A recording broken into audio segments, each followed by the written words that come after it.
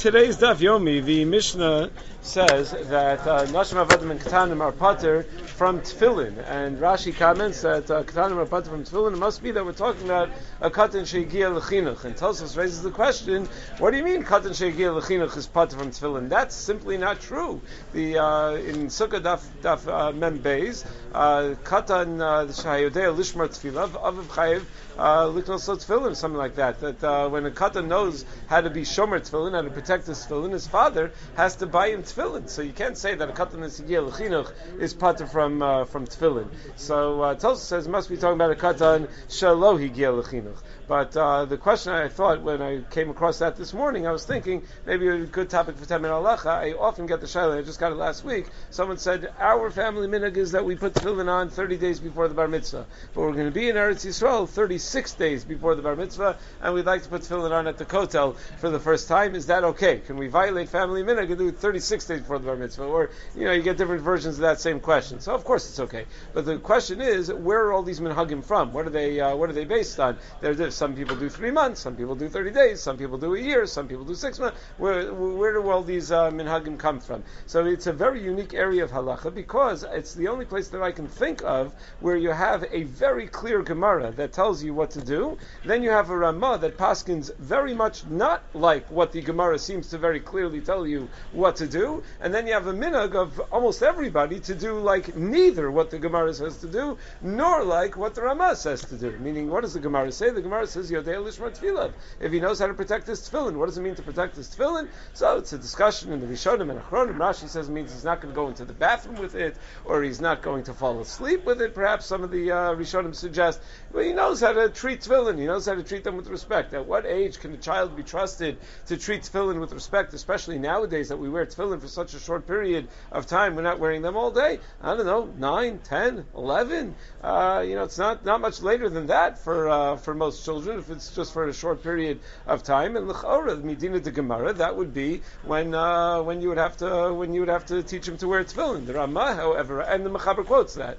However, and Ravadia, by the way, says that Sfardim should put on tefillin 2 years before the bar mitzvah, because based on that, Katan Edei Lishma Tefillah. However, the Ramah writes otherwise. The Ramah says, based on the Bali Itur, that you put on tefillin on the day of your bar mitzvah, ben Yud Gimel Shana V'Yom Echad, and not a day before. That only on the bar mitzvah itself do you put on tefillin. So the Bali Itur seems to understand that Gemara differently, and there are different ways to understand Shitas HaRamah. Where Rav Shachtu explained Shitas HaRamah, I think in the name of Rav Soloveitchik, was a little bit different than what it seems from the simple reading of the Bali Itur, but simply that we generally try to limit the amount of time that we spend wearing tefillin nowadays, just like we don't wear tefillin all day, because we generally have this concern for violating gufnaki, and therefore, if we're generally being so limiting on our time wearing tefillin, so we also start wearing tefillin a little bit later. We don't start early; we start only at bar mitzvah. However, there are a number of different minhagim, and that's what I wanted to explain. The Magen Avram writes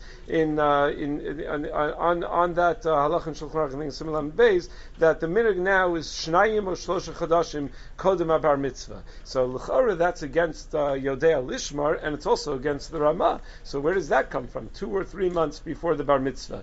The Kleisenberger Rebbe in his Shuvas explains the machlokas haposkim, machlokas between the Mechaber and the Ramah, is really about whether a katan violates an avera if he doesn't keep a gufnaki. That according to the Bali Itur and the Ramah, there's a mitzvah chinuch of putting on tefillin, but there's also chashash of not keeping a gufnaki, and it's averi hibiyado, even though he's not chayiv in mitzvahs yet, but it's an avera to not have a gufnaki when you're wearing tefillin, and the Ramah and the Bali Itur are concerned about that, whereas the Torah, the Beis Yosef, and the Magen Avram hold that an avera ba'ones, done by a katan, is not an isra at all, and therefore you don't have to worry, and the Magen Avram is just saying that 2 or 3 months before, granted he can't keep a gufnaki yet, but that's okay, we don't mind so much because it's not going to be an avera anyway. Very difficult explanation of that machlokas. The pashtus of the Magen Avram is one of two things. Either the Magen Avram holds, most likely, like the Ramah, that the real chiyuv is at the bar mitzvah, but what happens when you give a kid a pair of tefillin on the day of his bar mitzvah? He's not going to know what to do with them, he's not going to be used to them. The kid, the tefillin, you ever see bar mitzvah kid in shul wearing tefillin? I saw last week, a couple of weeks ago in my shul, there was a kid putting on tefillin, and his father was trying to explain to him how to do the fingers, and I saw the father couldn't figure it out. They were having it, and he kept on looking at his own tefillin and the kid's tefillin, and I realized what happened. The father was wrapping out, the kid was wrapping in, and the father didn't realize he was trying to figure out the shin and how it works, but he forgot to tell the sofer which way to set up the ritzuos. So it takes a while to figure it out. For the father to figure it out, for the son to figure it out, it takes a while sometimes to figure these things out. So l'chara, that's what the Magen Avraham says. 2 or 3 months, you should get in the hang of it, and you should be used to it. The other way to understand the Magen Avraham is a maker, then you also like the mechaber, that as soon as he knows how to keep a guf naki, and we're only confident that he knows how to keep a guf naki when it's 2 or 3 months before the bar mitzvah. In the Sefer Shulchan Gavoa, he says that the minig is shana o shtayim lefnei bar mitzvah, which seems based on Yodea Lishmar Tefillah. In the Bir Halacha, he quotes a Prima Gadim that says that Al Kolpanim Katan Ben Yud Beis Shana Halome Talmudu Mevin Yachala Niach Tefillin. That at the age of 12, if he's a bright boy and he's someone who's a Ben Torah, so then meaning that's what gives you the confidence that he'll be able to keep a guf naki. In the Migdal Oz, he says that they put on Tefillin Chatzi Shana before the Bar Mitzvah. But all these numbers seem to be somewhat random, except the Aruch HaShulchan. The Aruch HaShulchan in Sifdal, it says that the minig is 30 days before the Bar Mitzvah. He says it's Morgul B'Pia Amon. People say that a Yasom should begin a year before Bar Mitzvah. He has no idea where that comes from, but most people, it should be 30 days before the Bar Mitzvah. So one of the commentaries on the Kitzur Shulchan Aruch, which by the way, when the Kitzur Shulchan Aruch wrote the Kitzur Shulchan Aruch, he also wrote that no one should ever write a commentary on the Kitzur Shulchan Aruch. So there are about 100 commentaries on the Kitzur Shulchan Aruch, and in one of the commentaries on the Kitzur Shulchan Aruch says that this must be based on Sholin V'Darshan B'Hilchos HaChag Shosim Yom Kodem HaChag, that it takes 30 days to get acclimated to the dinim. It's not the pashtus, because that even with Sholin V'Darshan B'Hilchos HaChag, the first Bir Halacha in Hilchos Pesach goes through the whole machlokes rishonim. Is it only Pesach? Is it Pesach and Sukkot? Right? There aren't any halachas of Shavuos. What exactly are going to be Shol V'Dorish? It doesn't seem that everything takes 30 days to master. In Tzitz Eliezer, he has in Chelik Yud Gimel Siman Yud, he has a little bit of a different twist on where the 30 days comes from. He says we know that whenever there's a leap year, a double Adar, so there's confusion. What halachas apply to Adar Aleph? What halachas apply to Adar Beis? So generally we try to be machmer, he says, and therefore if a child is going to have a birthday in Adar and his bar mitzvah is going to be in a year that there's a double Adar, so the safest thing to do is to tell everybody to put on tefillin 30 days early, and then we know that he's for sure going to be machmer enough that he'll be putting on tefillin by the first Adar, because even if he thinks that the cheshbon should be by the second Adar, which it probably should be, but nevertheless he's going to be putting on tefillin by the first Adar to be machmir like all the shitos. There are those that hold that there's a specific chashivos of putting on tefillin on the day of the bar mitzvah itself, and even if you follow shitas harama, it's only put on after bar mitzvah, that if bar mitzvah falls on Shabbos or Chol HaMoed and you happen to not put on tefillin on Chol HaMoed, to put on tefillin one day before that, so that at least by the time you enter bar mitzvah, the person should have worn tefillin once. This is recorded in Rav Sternbach's Shuvas V'Anhagos Chelik Beis Siman Chaf Tes, where he writes that Rov HaChasidim Nagu Karama, most Chasidim do like the Ramah, that they only put on tefillin by the bar mitzvah.